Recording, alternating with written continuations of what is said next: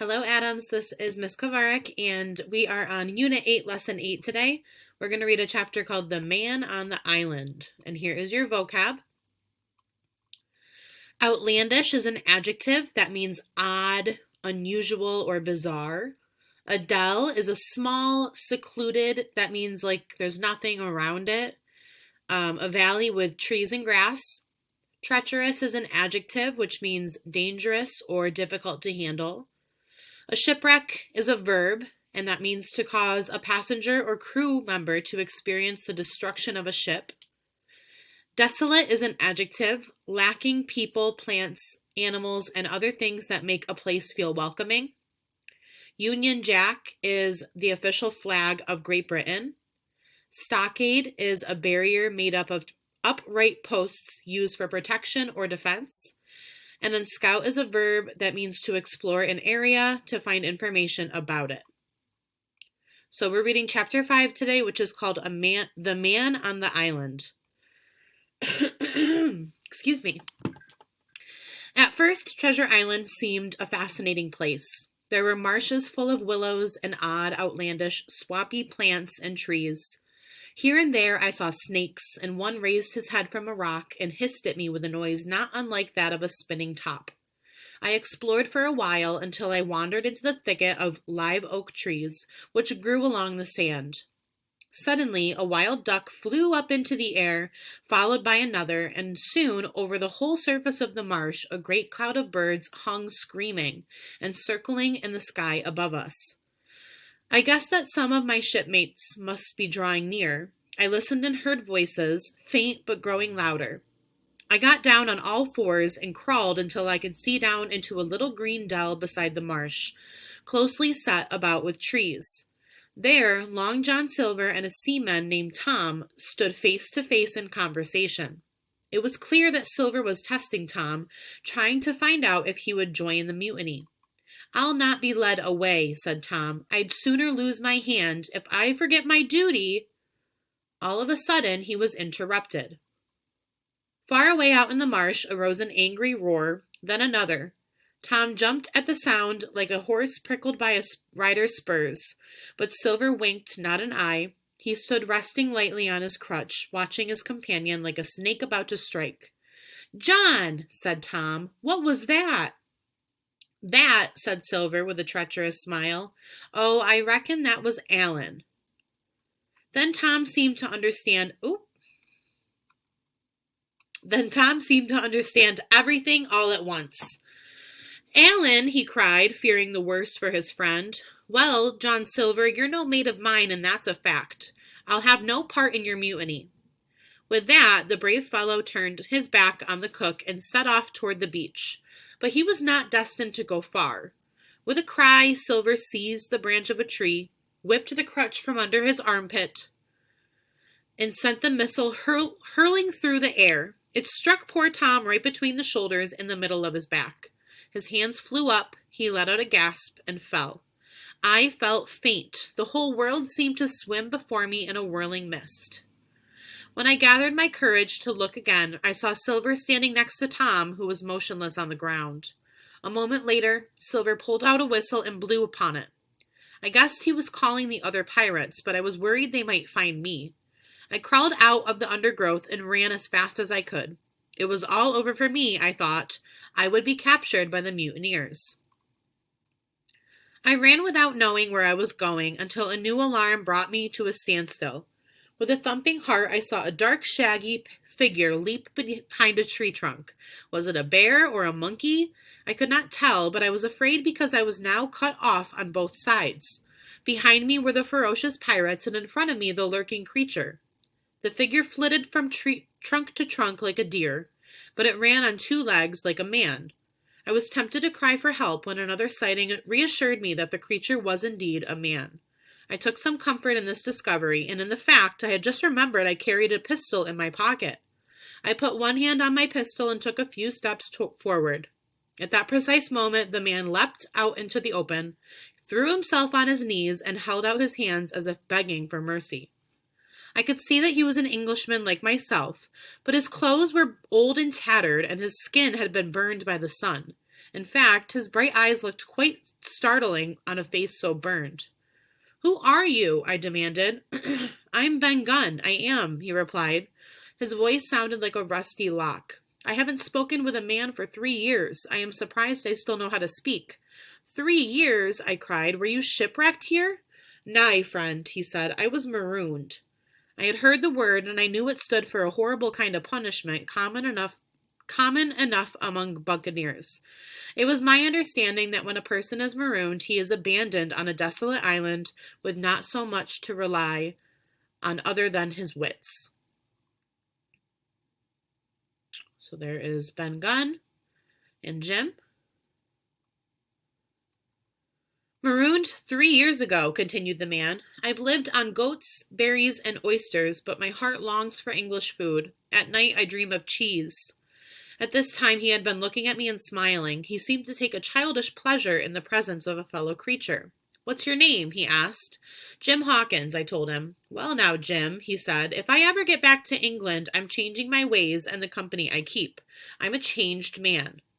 And Jim," he continued, looking around and lowering his voice to a little bit more than a whisper, "I'm rich. You'll think your lucky stars you win, and that you was the first that found me." Then a shadow passed over his face, and he took a hold of my hand and raised one finger threatening before my eyes. "Now, Jim," he said, "tell me true. Is that Flint's ship you came on?" "No," I replied, "it's not Flint's ship. Flint is dead, but we have some of his men with us." "Not a man with one leg?" he gasped. "John Silver," I said. "Yes, that were his name," he said anxiously. After talking with Ben for a few minutes, I no longer feared him. In fact, I told him the story of our voyage, and he heard it with the keenest of interest. "Well," he said, "you and your friends are in a pinch, aren't you?" "Well, never mind. Just put your trust in Ben Gunn, but tell me one thing. Is this squire of yours an honest man?" "Yes," I said. "Suppose I gave him a share of my money. Do you think he would let me sail home with you?" he asked. "I'm sure he would," I replied. He seemed greatly relieved to hear this.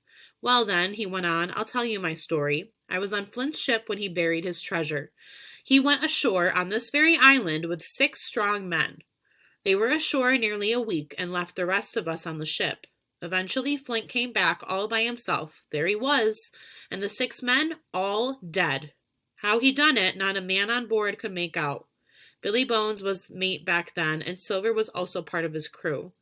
Then, 3 years back, I was on another ship and we sighted this island. 'Boys,' said I, 'this is where Flint buried his treasure. Let's go ashore and find it.' 12 days we spent looking for it, and then the others gave up and went back aboard. As for you, Benjamin Gunn, they say, here's a musket, a spade, and a pickaxe. You can stay here and find Flint's money for yourself." "Well, Jim, that's my story. Now be a good lad and run and speak with the squire. Tell him I know this island like it's my own." "How am I to get back on the ship?" I asked. "You can use my boat," he said. "I made it with my own 2 hands. I keep it under a white rock along the shore." Then, quite suddenly, we heard the boom of a cannon. "They've begun to fight," I cried. We stayed together in the undergrowth, unaware of time passing, listening to the sound of cannon and pistol fire. Eventually, I decided I should make my way toward the anchorage. Ben agreed to accompany me. At some point along the way, we spotted a Union Jack fluttering above the trees. "That must be your friends," said Ben Gunn. "It can't be," I said, stunned by the sight of the flag. "They're on the ship. That must be Silver or one of the other mutineers." "Not likely," said Ben Gunn. "In a place like this, where nobody puts in but gentlemen of fortune, Silver would fly the Jolly Roger. You see, Jim, just over that hill is an old stockade. Flint built it many years ago. I reckon that your friends have retreated to the stockade and Silver has the ship." "Well," I said, "if it is really them, then I should try to help." "I'll not go with you," said Ben Gunn, "not till I've had an opportunity to meet with the squire in private. If he wants to talk, tell him where he can find me and to come with a white flag to show he means well." At that moment, a cannonball came whizzing through the trees and tore up the sand not 100 yards away from us. I ran one way and Ben Gunn ran another.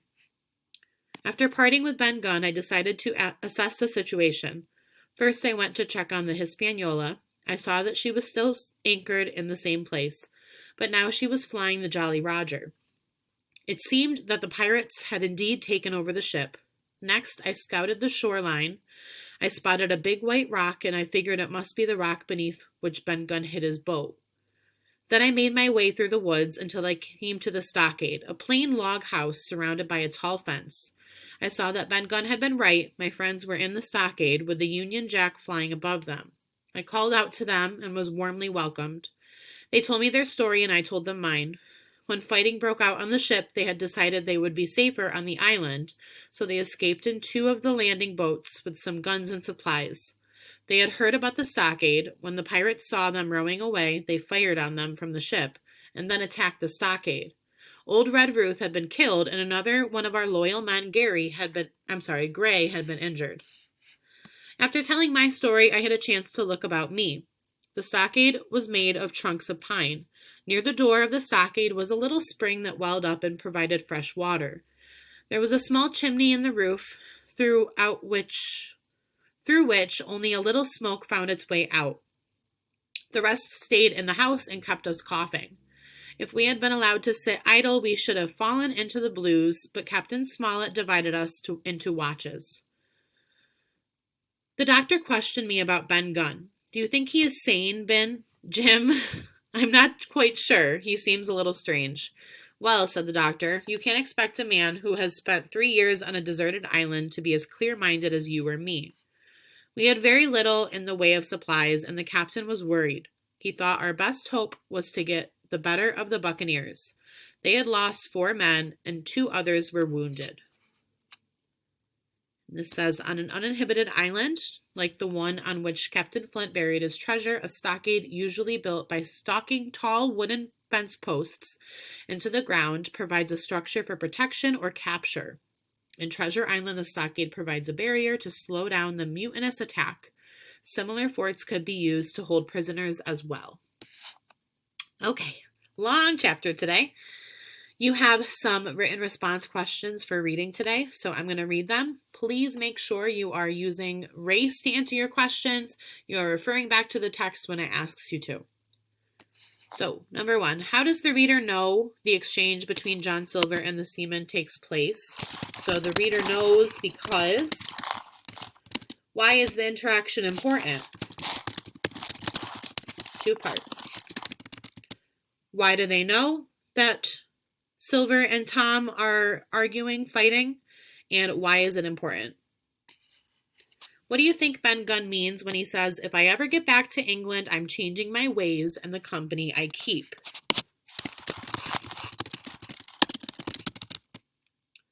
So what does he mean by that quote? If he gets back to England, he's changing his ways and the company I keep. What does that mean? Number 3, do you think Ben Gunn is a trustworthy character? Support your opinion with evidence from the text. So you're going to say, Ben Gunn is or is not a trustworthy character, and then you need to support it. So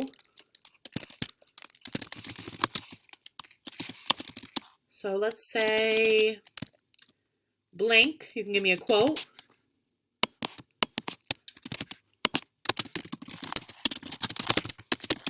Or you can say, when Ben does this. So tell me something that Ben does, something Ben says, something the text says that supports whether you think Ben should be trusted or not. And lastly, based on what you have read, would you characterize buccaneers or pirates as trustworthy or untrustworthy? So you're going to say pirates are trustworthy or untrustworthy because blank. What happens in the story that tells you that they are able to be trusted or not able to be trusted? All right, so use those sentence starters for your reading questions, and we're going to head over to skills. When you're ready, you can pause me and then press play when you're ready for skills. So first, we're going to do a little bit of word work. Next, I scouted the shoreline. To scout means to explore an area to find information about it. And another example would be, we will scout the beach for seashells. So I want you guys to write the word in a sentence. So you're going to say, I scouted blank, looking for blank. So my example was, I scouted the beach, looking for seashells. You're going to do something else. So think of a place and think of what you would look for at that place. Number 2, what part of speech is scout? Is it a noun, adjective, verb, or adverb? And then finally, we're going to do your introduction paragraph. So you're going to go ahead and click this link, and it's going to take you to this Google form, which is your planning. So down here, you answer questions about your setting, the problem, the conflict, a challenge your characters would face, and how the problem would be solved. So you have done all of the work. If you completed this Google form, all you have to do now is put this information together to create an introduction paragraph. So here's an example introduction paragraph. And these are the 3 things that your introduction should have. You need to introduce your characters. You need to name and describe the setting. And you need to do something to hook the reader's attention. So you want to make your readers interested in your story, and so they keep on reading to figure out what's going to happen. So here is your example that you can base yours on. Squire Trelawney, Dr. Livesey, and the other gentlemen have asked me to record the story of Treasure Island, keeping nothing back but the bearings because there is still treasure there. Therefore, I take upon my pen and go back to the time when my family ran the Admiral Benbow Inn, and the old seaman with the saber cut on his cheek came to stay with us. So they named the characters. We've got the squire, the doctor, other gentlemen. They named the setting. They're at the Admiral Benbow Inn. They also named the setting of the Treasure Island they're going to be at later in the story. They hooked the reader's attention a couple times. So they're saying there is still treasure there. So that makes the reader say, I wonder where the treasure is. They also introduce this unknown character at the end, which can make the reader really want to keep reading and find out more. So at least 3 sentences, that means 3 or more. You must do these 3 things in your introduction paragraph. So again, use what you planned here, put it all together, and give me an introduction paragraph. Any questions or any help you need, get on Zoom office hours, get on the live lesson, and we will be glad to help you out. Have a great day, Adams. I'll see you next time.